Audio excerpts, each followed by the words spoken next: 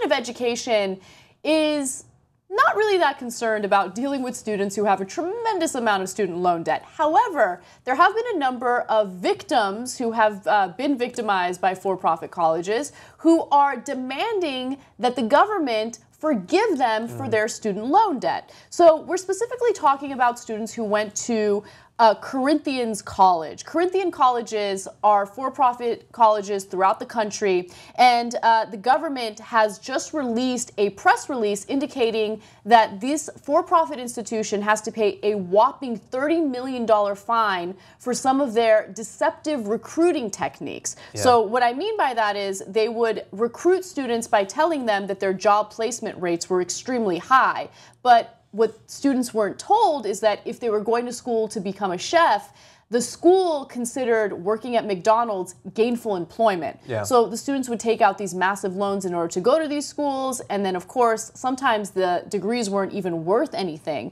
and they were saddled with a tremendous amount of student loan debt. Well, now the Department of Education is saying that they are willing to forgive student loan debt in some cases. Let me elaborate on that a little bit. The department said in the release that it is working on a process to help federal student loan borrowers submit a defense to repayment of their federal student loans. The so-called defense to repayment provision, a once obscure clause in the promissory note signed by all federal student loan borrowers, says students could be eligible for loan forgiveness if their schools had done something wrong under state law. So in this case, Corinthian Colleges did do something wrong under state law, which is why they are now fined $30 million.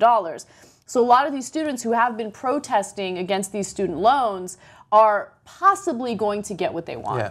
How many years have you been hammering into the public's consciousness that they are using deceptive recruiting tactics? For a long time. 4 or 5 years you've had that as like your campaign. And finally, there's some payback. We've seen a couple of other sets of fines. This is a pretty significant one.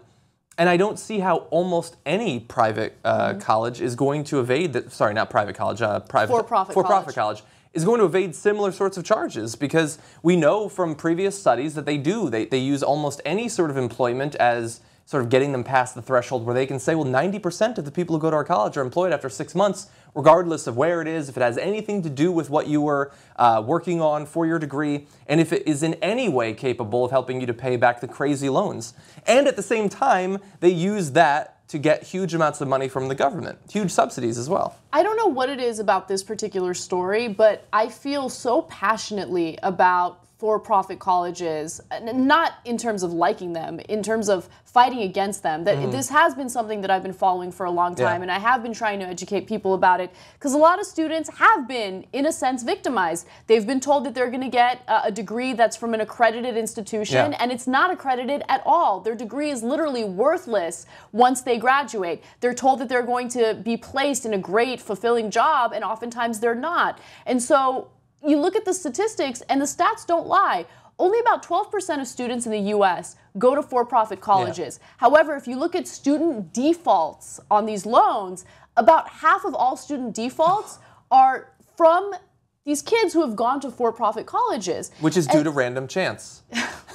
Or perhaps not. And it drives me insane, because they go after students that feel like they have no future ahead of them. Yes. They're kids who haven't gotten into any other type of college. They haven't gotten into any type of conventional university. And so they feel like they're just kind of throwaways of society. Yeah. And they come in, these for-profit colleges, and they tell them, no, come to us, take out these huge student loans. Yeah, you'll be $100,000 in student loan debt, but we're going to put you in a great position. You're going to have a great job. And that's not what happens at all. I mean, that's, I think, largely why for you as a progressive, it seems so important, is that you both value education. I mean, you're a professor. Like, you value people having that experience, and also we look at them as underdogs, people who felt like, well, they had missed out on a traditional college education, and now there's this alternative path that does not provide them, really, in many cases, with a college education of the sort that you would want them to have. And not only doesn't give them that second start that all these ads pitch that they'll provide, but it also takes away any possibility of them getting it in the future, because it saddles them with a crazy amount of debt that they will have to work multiple jobs for years to pay off. It's just, as a lib, it just seems so perverse that this beacon of opportunity and hope is being turned against the people who need it the most. Absolutely. And I like that the Department of Education is considering allowing some sort of defense against repayment. I think that there are a lot of other situations outside of just these deceptive recruitment practices that should trigger that sort of clause. I know that I am paying off my student loans. Now, thankfully, I have a job where I can afford to pay off the student loans. I mean, it requires basically savage cuts to my personal finances. But for those people who do not, especially in a bad economy, like the Department of Education needs to take this and needs to go farther, I think. I absolutely agree with you. It's fascinating to me that student loan debt is the only type of debt that you cannot get rid of in bankruptcy.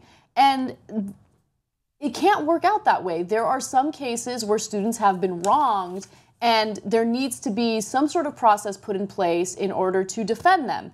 And in this case, apparently there was a process that was available to students, but the federal government purposely made it extremely difficult for students to know about it, and if they did know about it, for students to even apply for it. So hopefully under this new process, it'll be a lot more transparent, and people who have been victimized by these schools will have the ability to have the student loan debt forgiven.